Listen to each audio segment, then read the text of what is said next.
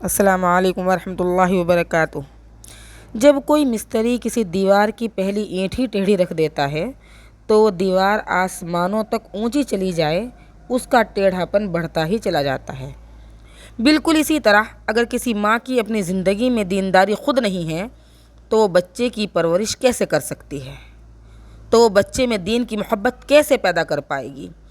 اس لیے اس پہلی اینٹ کو ٹھیک کرنے کی ضرورت ہے۔ ماؤں کی گود کو دینی گود بنانے کی ضرورت ہے۔ آج بچیاں اپنی عمر کی وجہ سے، شادی کی وجہ سے ماں بن جاتی ہیں، لیکن دینی تعلیم نہ ہونے کی وجہ سے ان کو یہ پتہ نہیں ہوتا کہ مجھے کیا کرنا ہے۔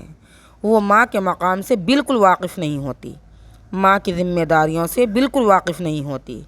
بیچاری اپنی عقل سمجھ سے جو بہتر سمجھتی ہیں وہی کرتی رہتی ہیں۔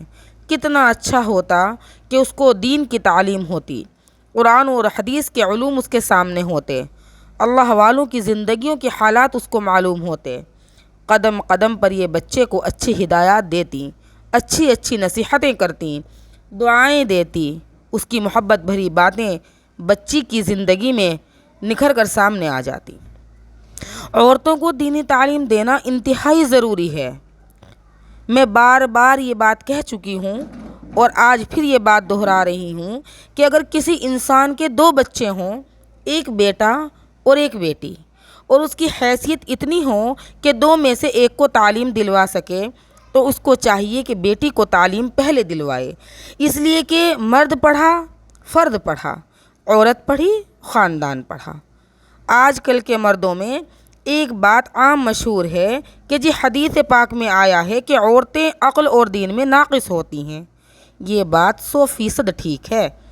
اس کی وجہ یہ کہ ان کی عقل میں جذباتیت زیادہ ہوتی ہے، ذرا سی بات پہ بھڑک اٹھتی ہیں، محسوس جلدی کر لیتی ہیں، نرم بھی جلدی پڑ جاتی ہیں اور گرم بھی جلدی ہو جاتی ہیں۔ تو یہ عقل کی افراط و تفریط، کمی بیشی، یہ عقل کا نقص ہے۔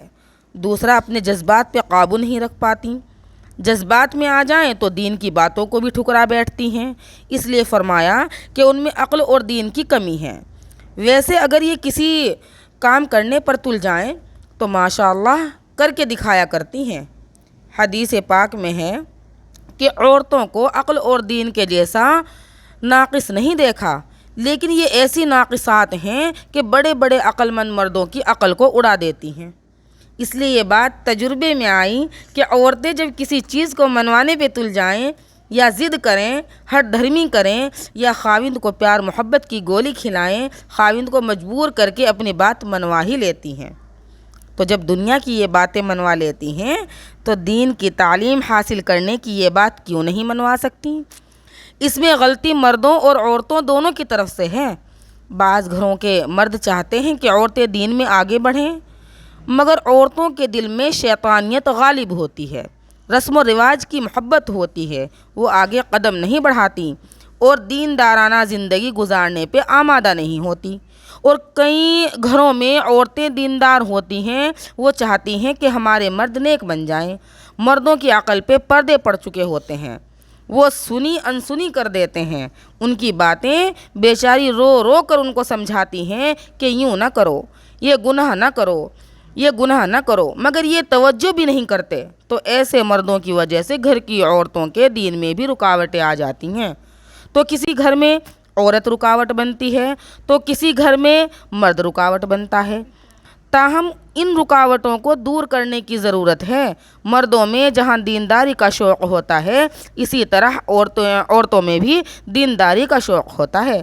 ان کے اندر روحانی ترقی کرنے کی خاصیت اور صلاحیت موجود ہوتی ہے۔